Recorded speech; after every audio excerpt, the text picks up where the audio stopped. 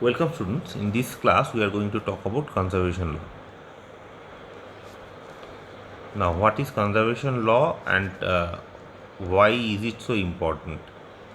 Essentially we will be talking about something which is, so mathematically speaking, it's a first order equation. Okay, so equation will look like this: ut plus f of u x equals to 0 and u at the point x0 is, let's say, phi of x. Okay, here x is in R and t greater than 0, right? So this is the problem which we want to study. Now this is of course a first order equation because the highest degree term is like only 1, right? And see here, if we can assume for now that f is smooth. Okay, so for now assume so f is smooth. If can be, it can be c1 c infinity. Okay, so f is smooth, that's all our assumption is smooth. Okay, from R to R, so f is different from R to R. Clear? So f is a smooth function. Now or I mean it can be from some open interval R, but essentially it is always assumed to be R to R, right? Okay, now have we seen this sort of problem? Of course we did. Yes, so let f of u is u square by 2. Yes, now you do realize that this is a very valid problem here. F of u can be taken by to be u square by 2 because that's a smooth function. Okay, once you take that, then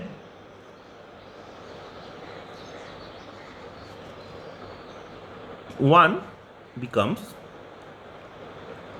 ut plus ux equals to 0. U at the point x0 is phi of x. Okay, let's say that's your 2. Now what do you think? Have you seen this problem too? Of course we did. Where did we saw? This is called a Burger's equation. 2 is called the Burger's equation. Okay, and you remember we have solved this too. Yes, and by solving it means that we have found Burger's equation. And so I don't remember the exact video, but we talked about a problem. We talked about a particular phi. So basically we showed that, and we showed, okay, we showed in an earlier video. Okay, I don't remember exactly which video was it, but anyways it was the last video where we discussed the quasi-linear case. Okay, first order quasi-linear case. We showed via the method of characteristics, right? Method of characteristics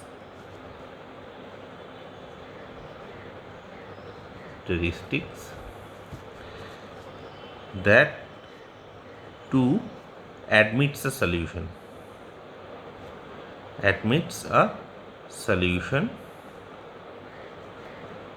Okay, no, by solution I mean not global. It is not like a global solution. Okay, because we have seen that, if you remember, for some phi, yes, I don't exactly right now remember what that phi is, but most probably phi x equals to x in that case. Okay, the problem was so this is like don't hold me for to it. I mean, I am like a 99% sure that if you take phi x to be x, uh, you can see that the characteristics of 2, okay, intersect.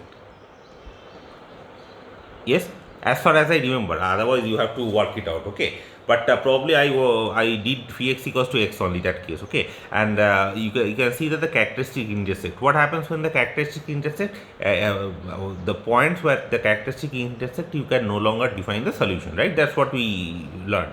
Okay, characteristic intersects, and the points where they intersect,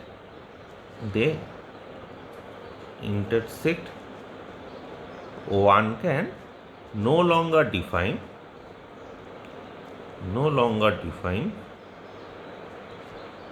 a solution.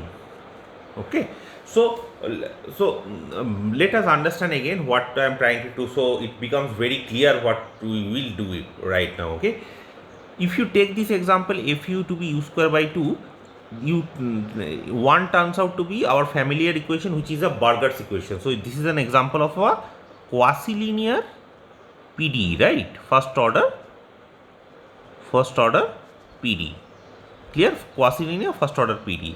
Now you see 2, the PD2, that is a Burger's equation, yes, and with phi of x to be x, a very simple this thing example, phi x to be x. If you take this example, you can see that the characteristics of 2, okay, I don't remember what are the characteristics of 2, but anyway, whatever the characteristics of 2 are, they intersect, okay, and the points where they intersect, you cannot longer define a solution, right? Okay, so basically the solution which you are getting is not a global solution. It's not like defined in whole r cross t positive, right? Okay, so, and here one very important thing which we need to remember is, you see, when we say that there it admits a solution, very important thing, there admits a solution. Okay, very important. What do I mean by solution? You need to understand what is a solution. Okay, so solution can be two parts. So in this case, the earlier case which we talked about till now in this course, okay, so by a, let me write it down, I will call it a classical solution of 1. Okay, you guys already know what does it mean. It means that u is in C, classical solution of 2, let's say, u is in C2 of r cross 0 infinity, such that u satisfies true everywhere, right? Everywhere in r cross 0 infinity. That's the natural thing to say. Whenever we say what do we mean by a solution, of course we mean that it's a classical solution. So what does it mean? See, for a u to satisfy this equation, ut, ux, u, all of this has to be continuous, right? For this, all of this to be continuous, it means, so basically you need u, ux, ut to be continuous. Okay, this is continuous means u is in C1. Clear? So that's your classical solution. This is a solution which we will call a classical solution. Okay. Now in this part, conservation law part, we are going to define our solutions a little bit different. So this is a little advanced topic. Okay. So what is our aim in this lecture? Our aim is to define the notion of weak solution.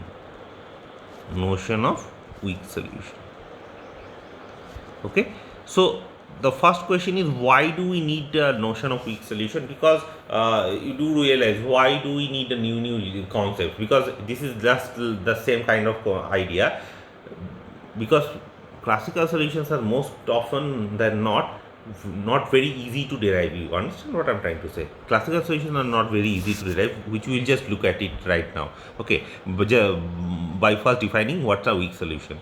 So basically, let's define a weak solution. Definition. Okay, I am defining it for this problem. You can define it for, any ODE or PD. Yes. Okay, the idea is same. So definition is this. So u, okay, u, that's a function u. So u is said to be a weak solution of 1, to be a weak solution of 1. Okay, weak solution of 1, right? If 0 to infinity, minus infinity to infinity, okay, u vt plus f of u vx dx dt, so this is complicated, plus minus infinity to infinity phi of x v of x0 dx equals to 0. So this particular relation holds. So let's call this relation as 3 holds.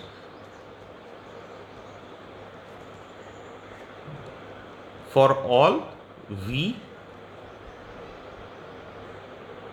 which is in CC infinity r cross 0 infinity. Okay, so essentially you take a CC infinity function in the upper half space, and what do you want? You want this particular relation to hold. Okay, so this is an arbitrary relation, it looks like right now, okay, but it is not. We will explain it later. So for now, let's just understand what we just wrote. Okay, so we were given this equation, right? What is our equation? Ut plus f of u times x equals to 0, and there is a boundary condition. Okay, so now what we are doing is we are saying that you have a solution if, see, initially for a solution to exist you need u, ux, ut to exist, right? In our case, what we are saying, for u is a weak solution of 1 is if u satisfies this particular condition for all v which is in CC infinity array. Okay, let's look at this condition. See here, u, there is a double integral, whatever it is, don't worry about it. U vt plus f of u vx. One thing to notice here is there is a u here, there is a u here, right? U here, there is a u here, but it does not contain any derivative for now. Yes? Okay. What about here? Here, of course, minus infinity to infinity, you have phi is there, so there is no u. Okay, phi is given to us, so we don't have to worry about it, there is no u. So essentially, you see, we have defined some kind of relation. Okay, I am not coming to how we define it right now. We'll just do it after this. Yes, but for now, see, we defined a relation. We are saying something is a solution. Okay, but we are not using that sort of regularity. So initially, we need u to be at least in C1. Okay. Derivative, you have the derivatives of u, ut, ux, all of those has to exist. Here, if you are using this definition 3, then you see you do not need u to be differentiable. No, if you see you are just taking some integral. So basically, if u is continuous and bounded, that is also good enough. If you can think of it like this, that is also good enough, right? I mean, you do not even need differentiability. Actually, you do not even need continuity. Okay, because you are just taking some derivatives. Okay, for functions. So basically, even discontinuous functions are fine. Okay, as long as they are differentiable, of course. Okay. So essentially, you see what we are doing. See, initially, let's say this is our set where we wanted to find solution. Okay. Now what we are doing is we are going to define. We are defining. Although it does not look like this, we'll just commit to that. We are actually want to define a much bigger set. Okay, so think about it. If you want to find a solution, okay, I give you a small set, I give you a much bigger set which contains the small set. Okay, and if I'm asking you in which set can you find a solution, of course you will go for the bigger one. Okay, that is a safe bet. You see, the bigger one has much more functions, right? So essentially, if you look at the bigger one, there is the chance of getting a solution is much easier. Okay, and also this solution does not have too many restrictions, right? Okay, the other one has a ton of restrictions. Okay, so this is called a weak solution. Clear that u is said to be a weak solution if this happens 0 to infinity, minus infinity to infinity, u vt plus f of u vx. Okay, so you see all the derivative is going to the test function, this function v. Okay, so v is infinity, you don't have to worry about it. So you just put all the derivatives on it, and there is another term which deals with the boundary. If that happens, then that is called a weak solution. Okay, to be very fair here, now if you ask me that what is this u, why are we not putting this u? Okay, so I will write this u as this. See, so we say, so we'll assume, let me put it like this. So here, this is like a small remark. We assume u is in L infinity Rn cross 0 infinity. Okay, sorry, 0 infinity. So what do I mean by this? I mean that this is basically, so it means that it is bounded function. Okay, If you know only, you do not know measure theory, then just think of this as bounded functions. Bounded functions in Rn cross infinity. It need not be continuous. Of course, it has to be summable. Okay, bounded and summable functions. So let me put it this way: bounded and summable. Summable. And if you know measure theory, of course you know what L infinity is. Okay, so so essentially we are only looking for, in plain terms, we are only looking for bounded and summable functions such that the relation 3 holds. If that happens, then we say that solution is called a weak solution. Clear? Okay, now let's come to the fact that how did we suddenly derive it and why is so special. So as I told you that we are looking for in a much bigger set, right? We are looking in a set which is like a L infinity set, not only in C1. So C1 and this is L infinity. Okay, so let us put that thing into context. So we talk about a theorem here. If U is a classical solution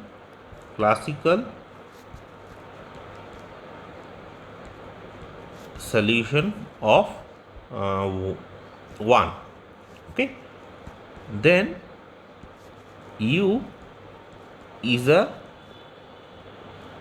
weak solution of 1.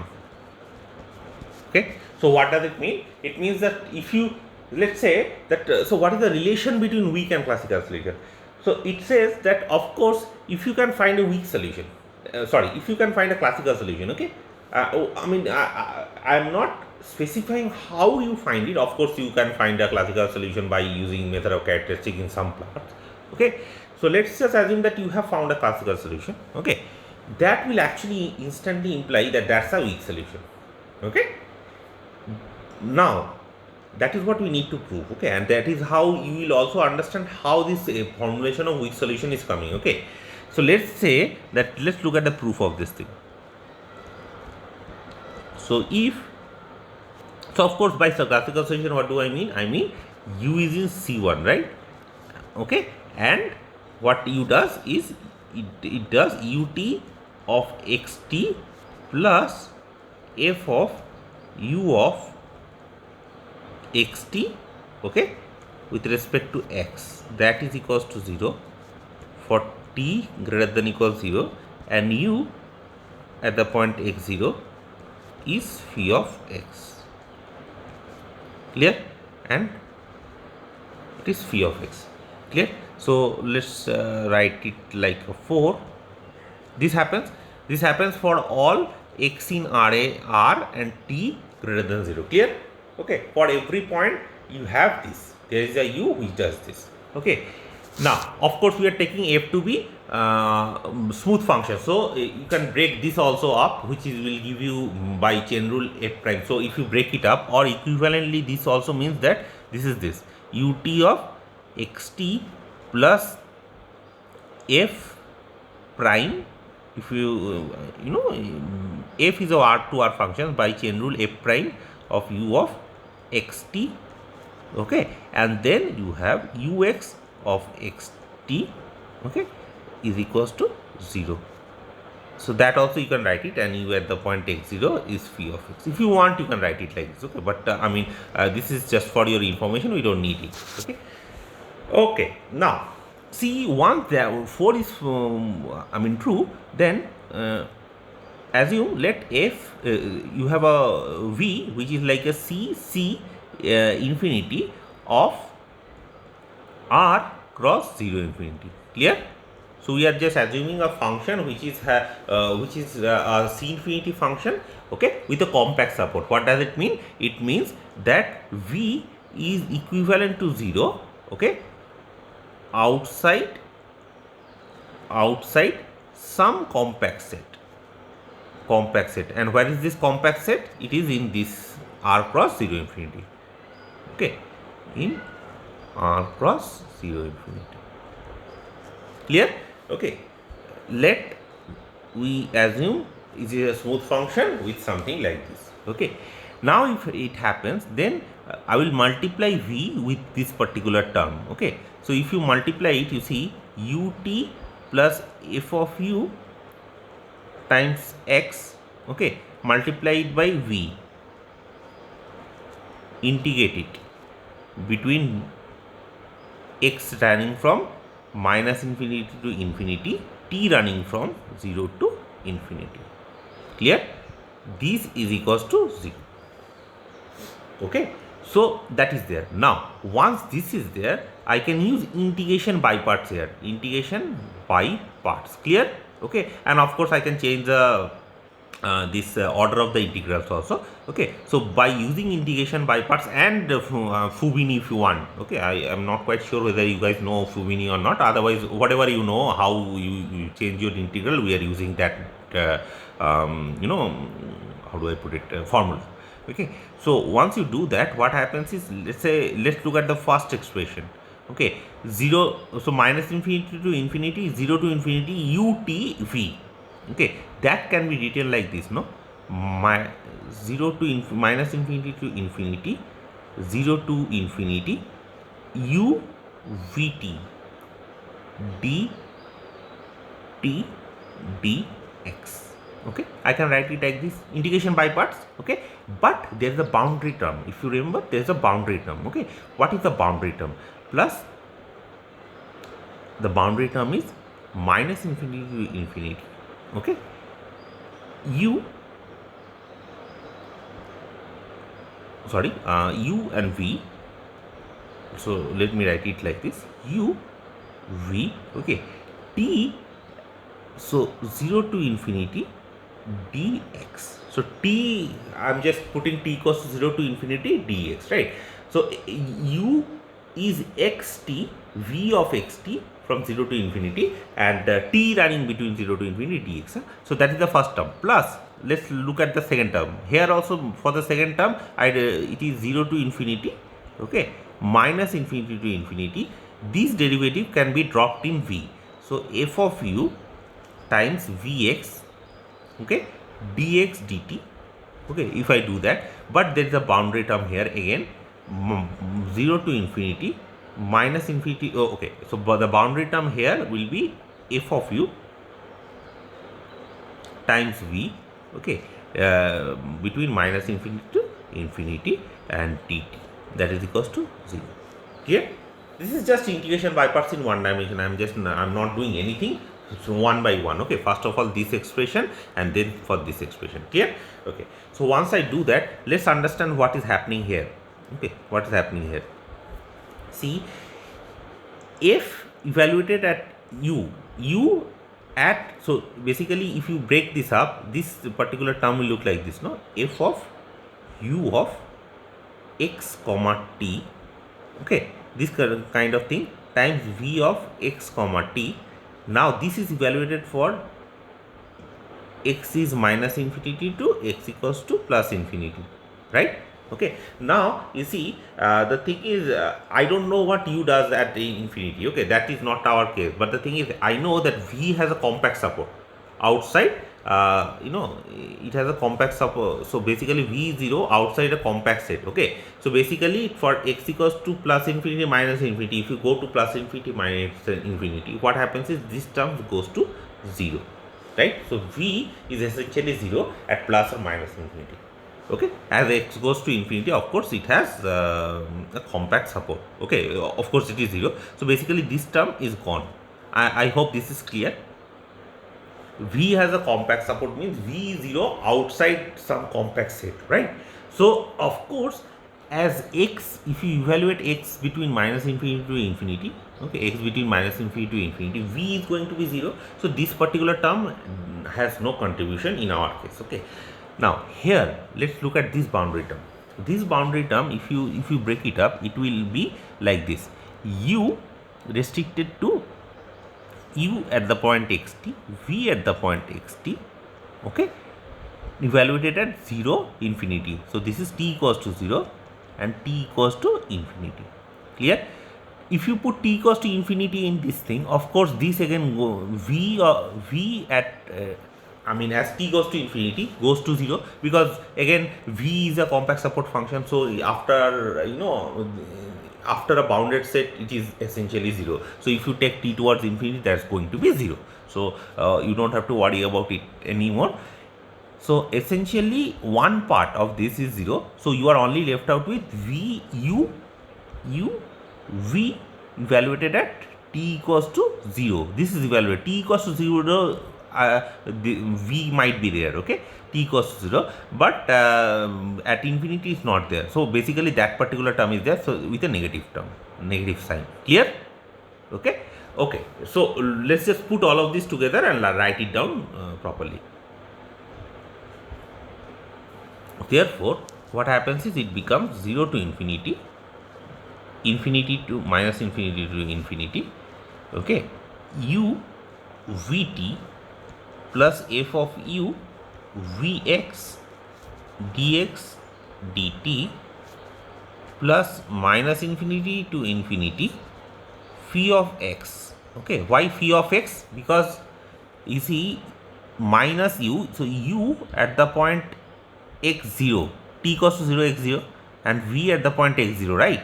This term, the boundary term, u at the point x0 is given to be, what is it, phi of x, right? So that is why it is phi of x times v at the point x0 dx equals to 0. Okay, so this is true. So you understand? So this is the case, and this is true. This relation is true for any v. So here and the above is true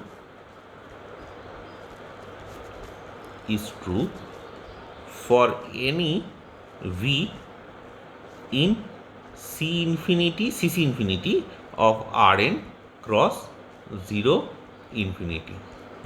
Okay, therefore by our definition, therefore u is a weak solution of 1. Okay, u is a weak solution of 1. So now I hope that this is clear to you how all of this is derived. So essentially let us again recall, because this is a little advanced topic. Yeah, so we are taking some time here.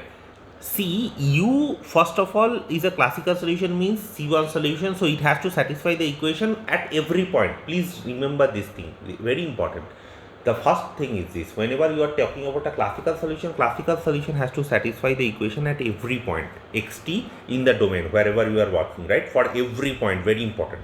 Here I am not saying for every point. See, if you have a function v and you are saying it is integrable, does that mean that it has to be differentiable at every point? Does not mean, right? It may not be differentiable at every point, so you don't have to worry about all of that. Okay, so essentially what am I saying is I just need v to be a C infinity function, u to be a L infinity function. What do I mean by L infinity? I mean that it has to be bounded. So here, if you remember, I am just asking for a bounded function and a summable function, so that you can talk about the integral properly. Okay, once you have that, I don't worry about also continuity. So the solution may be discontinuous also, but and essentially you see since this definition, so what is the difference between the classical and the weak definition? The classical definition is it takes the account the derivatives, right? So you have to talk about derivatives. So hence you need C1. The second definition, Week's definition, does not talk about derivative, but what does it do? It talks about the integrals. The special thing about integrals is you do not always need a continuous function or a C1 function to do that, right? So you only need closed and bounded. Okay, so that is why this is very sorry, not closed and bounded, the summable and bounded. Okay, summable and bounded to define it. So that is the special thing about weak solution. Okay, so this is a much bigger class of function. Why bigger class? Because we have seen that, let's say any classical solution, let's say this is the classical solution, this is weak solution, any classical solution is a weak solution, right? So that is why it is in a much bigger space. Okay.